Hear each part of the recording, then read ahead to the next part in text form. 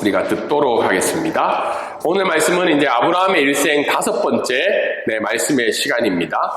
제목은 은혜를 회복하는 자리로 돌아가는 신앙이라는 제목으로 창세기 13장 1절부터 4절까지 말씀을 전하도록 하겠습니다.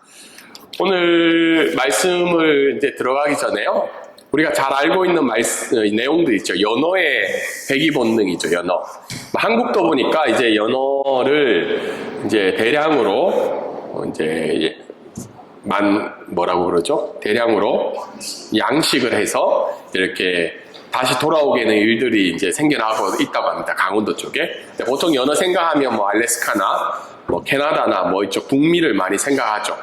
연어의 회귀 본능은 아직까지 정확하게 밝혀지지는 있지는 않다고 합니다. 한 3가지 정도로 이제 연어의 회귀 본능이 있다고 하는데, 그 중에 이제 유력한 이유 중에 하나가 뭐 2013년도에 BBS 뉴스에 나왔던 내용인데요. 자기장에 관한 기억이라고 합니다. 지구 자기장.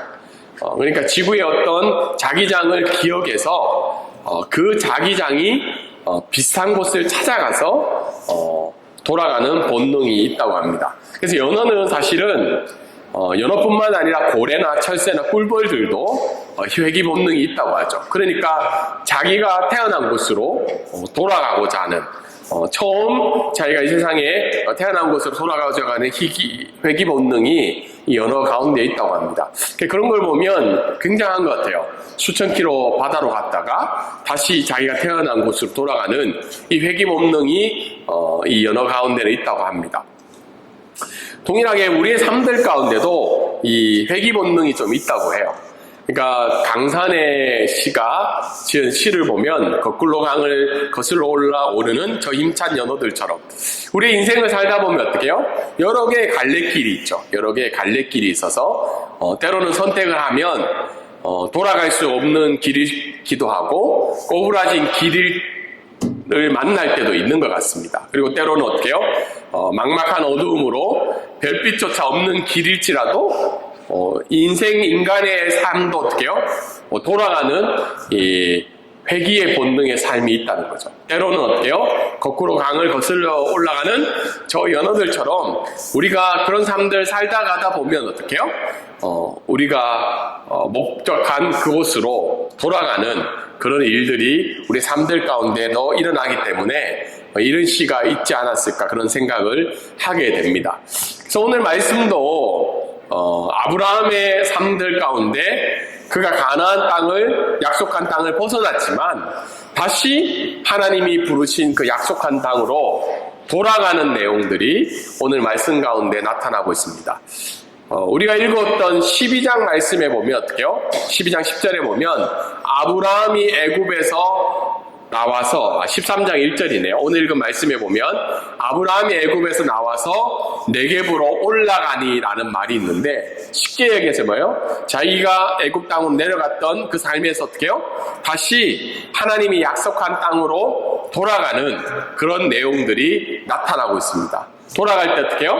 본인만 돌아간 게 아니고 가지고 있던 모든 가축과 재산과 가족과 심지어 롯까지도 같이 돌아가게 되는 일들이 있죠. 근데 돌아가는 여정 속에서도 여러 갈래길이 있었어요. 돌아가는 길도. 그런데 어쨌든 결국 오늘 하나님 말씀에 보면 하나님이 약속한 그곳으로 돌아가는 일정을 마무리하는 아브라함의 내용들이 나타나고 있습니다. 그래서 우리가 지도를 보면요, 지난번까지 어디까지 갔죠? 5번까지 갔죠. 지금은 이제 6번까지 간 거죠. 6번에 가고 이제 다음 주에 이제 7번에 가게 되는데, 6번까지의 내용이 오늘 읽은 본문의 말씀의 내용입니다. 오늘 말씀을 통해서 우리가 한 또 2가지 정도를 살펴보고자 하는데요. 우리 한번 큰 목소리로 한번 읽어볼까요? 시작. 우리의 신앙이 내려갈 때와 올라갈 때인지 점검해야 합니다. 네, 그래서 1절과 2절에 보면 아브라함이 애굽에서 그와 그의 아내와 모든 소유와 롯과 함께 네겝으로 올라가니라고 했죠. 올라가니. 그리고 2번째 말씀은 뭐죠? 2절 말씀은 아브라함에게 가축과 은과 금이 풍부하였더라. 올라갔는데 그때 당시에는 어떻게 해요? 올라가기 전에 이미 어떻게 해요? 가축과 금이 풍부했다는 거죠. 그래서 이것을 정리를 해보면 아브라함의 신앙은 12장과 13절에 두 가지로 이야기할 수 있는데, 애굽으로 내려가는 신앙이 있고 네겝으로 올라오는 신앙이 있다는 거죠. 내려가고 올라오고. 그리고 그때 어떤 상황이냐면 그의 가족뿐만 아니라 롯과 함께 신앙이 내려갈 때도 있고 올라갈 때도 있다는 거죠. 그리고 지금 어디로 올라가나요? 네겝이죠. 네겝은 이스라엘 가나안 지역의 남방 지역을 네겝으로 갑니다. 그러니까 애굽에서 일단 떠나서 가나안 땅의 남쪽 지역으로 이미 들어가게 된 거죠. 그리고 그때 상황은 이미 더 많은 재물을 가지게 되었다는 거예요. 갈 때보다 출발할 때 더 많은 재물을 가진 상황이라는 걸 오늘 성경은 이야기를 하고 있습니다. 그래서 오늘 성경은 말씀을 통해서 우리가 알 수 있는 것은 신앙은 늘 올라갈 때만 있는 게 아니라는 거예요. 신앙은. 우리가 말씀 12장 말씀을 보면 11장 28절부터 아브라함은 하나님의 부르심을 받고 하란 땅을 떠나서 어떻게 해요? 가나안 땅에 도착을 하죠. 굉장한 일이죠. 믿음의 굉장한 모범을 보이고 있고 하나님의 분명한 부르심을 받아서 그 땅에 도착했지만 아브라함은 어떻게 해요? 영적 기근으로 말미암아 신앙의 내리막길을 걸어가고 있었다는 거예요. 근데 아브라함이 애굽으로 내려갈 때 하나님을 부정했나요? 죄송합니다. 하나님을 부정했나요? 애굽으로 내려갈 때? 아니면 하나님을 버렸나요? 근데 왜 신앙이 내려갔을까요? 그것은 바로 아브라함의 좀 반쪽 신앙 때문에 그래요. 하나님을 믿고 있었고 하나님을 알고 있었지만 그 하나님이 정해주신 방법보다는 자기의 방법을 택함으로 말미암아 영적 기근이 일어났다는 거죠. 그래서 그의 삶 가운데는 신앙이 내려가는 삶을 보여주었다는 것을 우리는 애굽에 있는 아브라함을 통해서 알 수가 있는 겁니다. 동일하게 우리에게 말씀을 적용해 보면 우리가 신앙생활을 하고 하나님 앞에 열심히 나아가지만 우리의 삶들 가운데도 어떤 때가 있다는 거예요? 신앙이 내려갈 때가 있다는 겁니다. 비록 우리가 목회자로 살아가고 아니면 성도로 살아가고 열심히 주일날 예배를 드린다 할지라도 우리의 신앙 가운데 반쪽짜리 신앙이 있다면 그것은 뭐예요? 신앙이 내려갈 때는 내리막길에 있다는 거예요. 그래서 오늘 말씀을 통해서 우리가 점검해 볼 때 지금 내가 하나님 앞에서 신앙이 내려갈 때인지 아니면 올라갈 때인지를 우리가 오늘 말씀을 통해서 점검을 해 보아야 된다는 겁니다. 그리고 두 번째 이 말씀을 통해서 알 수 있는 것은 환경의 좋아짐은 우리의 신앙을 보증하지 못한다는 거예요. 여러분, 아브라함이 가나안 땅에 왔을 때도 재산이 적진 않았어요. 그런데 그의 신앙이 내려갈 땐 애굽의 때 어떻게 해요? 하나님이 개입하셔서 애굽의 바로의 왕을 통해서 어떻게 재산이 더 많아졌다는 거예요. 근데 아이러니한 것은 신앙이 내려갈 때 재산이 더 많아졌다는 거예요. 이게 우리에게 좀 낯설죠. 신앙이 좋아지고 하나님이 기뻐하시는 삶을 살아가야지 결과가 더 좋아질 수가 있는데 그의 삶이 영적 기근을 만났는데 재산은 어때요? 더 많아졌다는 거죠. 그래서 우리가 이 말씀을 통해서 알 수 있는 것은 우리의 상황이 좋아지고 나빠짐을 통해서 우리의 신앙을 보증할 수 없다는 거예요. 특별히 우리가 가지고 있는 경제적인 빈곤이나 부유함이 우리의 신앙을 보증하는 게 아니라는 거예요. 우리가 자칫 살며 생각하면 어떻게 해요? 우리의 경제적인 어려움이 우리의 신앙에 내려갈 때임을 생각할 수도 있잖아요. 내가 하나님 앞에 잘 못 살아서 내가 지금 경제적으로 어려움을 당하는구나. 때로는 어떻게 해요? 우리가 점점 부유해지고 우리의 환경이 좋아지고 내가 원하는 것을 얻는다 할지라도 그것 자체가 하나님이 기뻐하시는 신앙을 보증하는 것이 아니라는 거예요. 여기가 이제 중요한 포인트인 것 같아요. 우리가 때로는 두 가지 극단적인 생각을 할 때가 많아요. 내가 시험 성적이 어때요? 내가 원하는 결과가 나왔을 때는 내 신앙이 보증이 되는 것 같고, 내 삶이 어떻게 해요? 내가 원하는 결과를 얻지 못하고 점점 더 어려워지는 경제적인 이유들이 생길 때, 내가 내 신앙이 하나님 앞에 기뻐받지 못하는 것일까 생각할 수도 있는데, 그 환경의 좋아짐은 신앙을 보증하지 못하는 거예요. 왜냐하면 아브라함은 어때요? 신앙이 내려갈 때 자기의 재산이 더 많은 걸 경험했기 때문이죠. 그래서 하나님께서 기뻐하시는 신앙의 보증은 뭐예요? 지금 이 순간도 내가 하나님의 부르심의 소명에 따라 살아가는 삶, 특별히 내가 다른 사람들에게 어떻게 해요? 복을 끼치는 삶인지 아닌지, 그것이 우리의 신앙을 보증해 줄 수 있다는 겁니다. 그리고 이 세 번째 말씀은 뭐냐면, 결국은 이 내리막에서 하나님이 기뻐하시는 신앙의 오르막길로 올라갈 수 있는 방법은 뭐예요? 하늘의 소망을 가져야 된다는 거예요. 다르게 여기서 하나님이 약속한 언약에 대한 소망을 가질 때 우리가 다시 신앙의 오르막길로 갈 수 있다는 겁니다. 여러분, 아브라함은 애굽에서 하나님이 개입하시고 신앙에 내리막길 때 자기의 재산이 더 많아짐을 경험했잖아요. 그러면 아브라함이 어떤 생각을 할 수 있었을까요?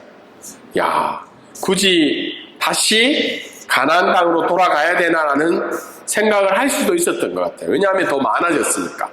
그리고 비록 애굽 땅에서 내어보내짐을 당했지만 다른 계획을 세울 수도 있다고 생각을 할 수 있다고 우리가 생각할 수 있죠.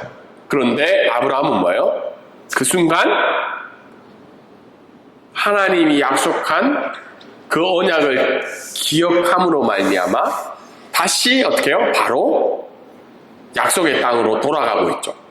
12장 20절에 더 많아지고 애굽에서 내어짐을 보내었을 때 13장 1절에 바로 어떻게 해요? 아브라함은 네겝으로 올라가니라고 이야기를 하고 있죠. 만약 아브라함 마음 가운데 하나님과의 언약, 하나님과의 그 약속한 땅, 하나님께 다시 소망을 둔 삶으로 돌아가지 않았다면 머무를 수도 있었겠죠. 하란 땅처럼.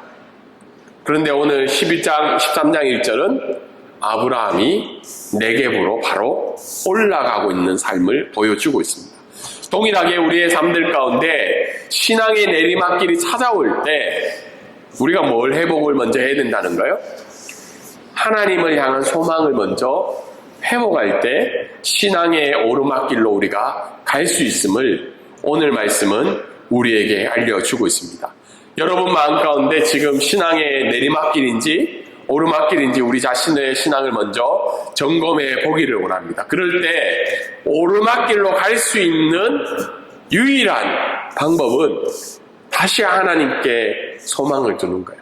하나님만이 나의 소망이라는 것을 알 때 우리가 신앙의 오르막길로 갈 수 있음을 오늘 말씀은 이야기를 하고 있습니다. 두 번째 오늘 말씀을 통해서 우리가 알 수 있는 것은 우리 한번 읽어볼까요? 시작. 하나님은 우리가 은혜 회복하는 자리로 돌아가기를 원하십니다. 네, 은혜를 회복하는 자리로 돌아가는 신앙을 가져야 된다는 겁니다. 3절에 보면 그렇게 나와 있죠. 그가 네겝으로에서부터 길을 떠나 베델에 이르며 베델과 아이 사이 곧 전에 장막 쳤던 곳에 이르니 그가 처음으로 제단을 쌓은 곳이라. 그가 거기서 뭐예요? 여호와의 이름을 불렀더라고 이야기하고 있죠. 3절과 4절의 말씀을 통해서 알 수 있는 것은 사실 아브라함은 베델에 바로 도착한 것이 아니고 어떻게요? 네겝을 거쳐서 베델에 도착하고 있죠. 근데 세번역 성경에 보면 이렇게 나와 있습니다. 이곳 저곳을 떠돌아 다니다가 간 거예요. 다르게 얘기해서 하나님이 우리에게 주신 그 은혜에 회복하는 자리로 가기 위해서 여러 길을 거쳐서 그 자리에 도착했다고 이야기를 하고 있죠. 아브라함이 그 자리로 돌아갈 때 그냥 아무 생각 없이 여러 곳을 거쳐서 갔을 것 같아요? 아니죠. 베델에 그 처음 제단을 쌓는 곳에 도착하기 위해서 아브라함은 어떻게 해요? 여러 계획을 가지고 그곳에 도착하기 위해서 여러 지역을 거쳐서 베델에 도착하였음을 우리가 말씀을 통해서 알 수가 있습니다. 그래서 그 베델에 돌아가고자 했던 이유가 뭐죠? 가축을 더 잘 키우기 위해서? 아니면 내가 가지고 있는 가족을 더 잘 보기 위해서? 아니죠. 4절에 나와 있죠. 처음으로 제단을 쌓은 곳이기 때문에 그곳에 도착했던 겁니다. 그리고 거기서 한 일이 뭔가요? 그가 거기서 여호와의 이름을 불렀다고 오늘 성경 말씀은 이야기를 하고 있습니다. 그래서 두 번째 우리의 말씀을 통해서 알 수 있는 것은 은혜를 회복하는 자리, 돌아가는 방법, 영적 기근을 해결하는 방법은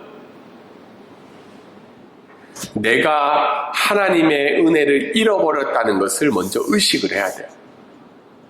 여러분 지금 여러분의 믿음과 신앙이 하나님의 은혜를 충분히 경험하고 있는지, 아니면 내가 내려갔다는 상은 알지만 그래도 내가 하나님의 은혜를 잃어버렸다는 의식을 하지 않으면 회복을 할 수가 없다는 겁니다.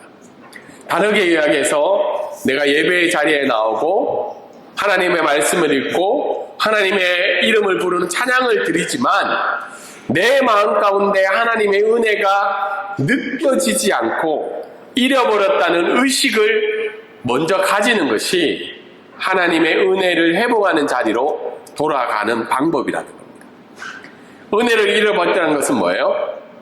하나님과의 관계에서 문제가 있다는 거예요. 내가 비록 이 자리에 나와 예배드리고 하나님 앞에 말씀도 듣고 공부도 하지만 뭔가 하나님 앞에 관계 속에서 좀 뭐예요? 찝찝한 거예요. 예전 같지 않고 뭔가 약간 좀 불편하고 뭔가 예배에 나왔지만 기쁨은 별로 없고 이게 하나님의 은혜를 잃어버렸던 증거라는 거예요. 예전처럼 어떻게 해요? 예배의 자리로 나오고 하나님의 이름을 찬양을 부를 때 기쁨이 있으신가요? 여러분 마음 가운데? 아니면 지겹고 언제 끝나지? 빨리 가야 되는데? 오늘 밥 맛있는 거 먹는다는데? 그런 생각만 가득 차 있다는 건 아니면 같은 찬양을 불렀을 때 예전에는 그렇게 눈물이 나고 은혜가 있고 기쁨이 있었는데 지금 그냥 가사만 반복하는 내 영혼의 상황이라면 하나님의 은혜를 잃어버렸다는 거야. 그것을 먼저 깨닫는 것이 우리가 하나님께 돌아가는 방법 중에 하나라는 겁니다. 왜냐하면 우리가 오늘도 이 자리에 예배를 드리러 나왔기 때문에 나 괜찮다고 생각하거든요. 근데 앞에서도 이야기한 것처럼 하나님의 은혜로 인한, 이름으로 인한 은혜가 느껴지지 않는 건 반쪽짜리 신앙이라는 거예요. 그래서 예배의 자리로 돌아오는 것이 중요한데 그 예배의 자리로 돌아왔을 때 우리가 무엇을 해야 되냐면 여호와의 이름을 부르는 신앙을 회복해야 된다는 거예요. 아브라함은 그곳에서 제단을 쌓을 때 여러분 생각하기에 제단을 쌓을 때 어떻게 쌓았을 것 같아요? 밤에 몰래 불 피워가지고 제단을 쌓았을 것 같아요? 그 베델이라는 지역에도 그 땅에 살고 있는 이미 가나안 사람들이 있었다는 거 우리가 알 수가 있었죠. 12장 말씀에. 이미 그쪽 지역에서도 신을 섬기는 행위들이 있었다는 거예요. 가나안 신들이 있었고 그리고 애굽에 가서도 어떻게 해요? 이미 경험을 했겠죠. 애굽의 신들을 봤겠죠. 근데 아브라함은 어떻게 해요? 담대하게 자기가 예배드렸던 그곳에 가서 다시 한번 어떻게 해요? 공적으로 하나님의 이름을 부르고 있다는 거예요. 저는 이 말씀을 준비하면서 아브라함 굉장하다. 어떤 의미는 조용히 불편함을 주지 않고 예배를 개인적으로 드렸을 수도 있을 건데 사람들이 다 보고 있는 그 자리에서 그 땅에서는 어떻게 해요? 가나안 신이 이 세상의 삶의 유일한 신이라고 믿는 사람들이 있을 거 아니에요. 그리고 애국에 갔을 때는 애국의 발전한 모습, 애국의 위대한 모습을 봤을 때 애국의 신들도 아브라함은 분명히 경험했을 거라고 생각을 해요. 그런데 지금 아브라함은 처음 하나님을 만났던 예배를 드렸던 그 자리에 돌아가서 다시 여호와의 이름을 부르고 있다는 겁니다. 지금 저와 여러분이 살고 있는 시대는 하나님과 같은 존재가 굉장히 많죠. 저희도 때로는 영향을 받아요. 그것이 학업일 수도 있고 대학일 수도 있고 우리가 가진 재물일 수도 있고 우리가 가지고 있는 여러 가지 상황들이 우리의 삶을 주관한 것처럼 생각하며 살아가는 시대죠. 특별히 이 시대는 돈이 중요하죠. 돈이.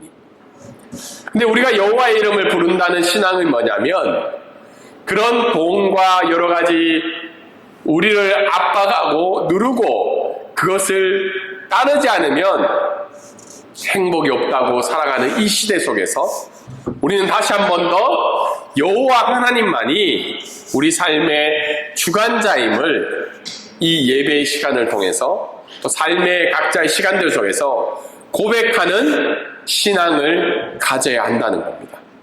여러분, 하나님이 유일한 여러분의 삶의 주관자임을 믿으시는가요? 네. 믿는다면 예배의 자리에서 하나님의 이름을 부르며 또 우리가 공부하고 있는 그런 일상의 삶들 가운데 내 삶의 주관자가 누구신지를 날마다 고백하는 저와 여러분의 신앙이 되기를 주님의 이름으로 소망합니다. 그리고 이제 마지막으로 우리가 이 말씀을 통해서 알 수 있는 것은 은혜의 자리에 머무르는 연습을 해야 돼요. 다르게 이야기해서 만약 아브라함이 그 예배 제단에 쌓는 자리에 가지 않고 또 다른 곳에서 삶을 살아갔다면 또 다른 어려움이 영적 기근이 그의 가운데 찾아왔겠죠. 동일하게 우리가 은혜의 자리에 머무르는 연습을 해야 돼요. 어떤 사람은 그래요. 하나님은 모든 곳에 계신데 굳이 예배 시간에만 계시는가요? 교회에만 계신가요? 물론 그렇진 않아요. 하나님은 우리와 어디든지 다 계세요. 근데 제가 어떤 분한테 물었어요. 노래방 가기를 굉장히 좋아하는 사람이 있어서 제가 물은 적이 있는데 노래방에서 노래를 부를 때 성령 하나님의 임재를 경험하냐고 제가 물은 적이 있어요. 물론 우리가 노래를 부르면서 기쁨과 즐거움을 누릴 수 있지만 성령 하나님이 우리 가운데 임재하는 자리는 노래방일 수도 있지만 예배의 자리일 때가 더 많다는 거죠. 이해가 되시나요? 우리가 드라마를 보면서 우리 친구들이 좋아하는 가요를 들으면서 듣는 게 나쁜 건 아니에요. 근데 그런 걸 들으면서 하나님과의 친밀함을 누릴 수 있냐는 거예요. 그래서 우리는 은혜의 자리에 머무르는 연습을 해요. 연습을 해야 돼요. 그게 첫 번째 뭐예요? 예배의 자리라는 거죠. 일주일의 삶들 가운데 구별하여서 이 자리에 예배드리고 찬양하고 기도하고 하나님의 말씀을 들음으로 말미암아 우리가 하나님의 은혜를 기억할 수 있다는 거예요. 그리고 그런 예배의 자리 또 우리의 일상의 삶들 가운데 어떻게 해요? 하나님과의 친밀함을 누리기 위해서 그 은혜의 자리를 만들어 가야 돼요. 가정과 직장 속에서 시간을 구별하고 자리, 장소를 구별하여서 하나님과의 친밀함을 누리기 위해서는 우리가 하나님의 말씀을 들어야 되고 읽어야 되고 찬양을 듣고 기도해야 된다는 거예요. 일상의 삶들 가운데 하나님의 친밀함을 누리지 못한다면 우리의 주일 말고의 6일은 또 영적 기근이 임하는 그 땅이 될 수가 있다는 겁니다. 그리고 하나님의 약속의 땅에 거하기 위해서 애를 써야 돼요. 아브라함처럼 어떻게 해요? 인생의 기근이 찾아왔을 때 자기의 현실의 문제를 해결하기 위해서 애굽으로 내려가는 신앙이 아니라 힘들고 어렵지만 그 기근 속에서 하나님의 약속의 땅에 거하기 위해서 은혜의 자리에 머무르는 연습을 우리의 삶들 가운데 이루어 나아가야 된다는 겁니다.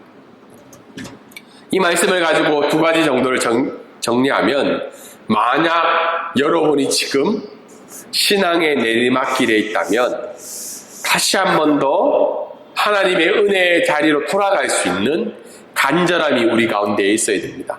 여러분, 혹시 나는 내리막길에 계속 있고 싶어, 그게 더 현실적이야 라고 생각할 수 있지만, 아브라함의 일생을 통해서 알 수 있는 것은 하나님이 기뻐하시는 우리의 삶은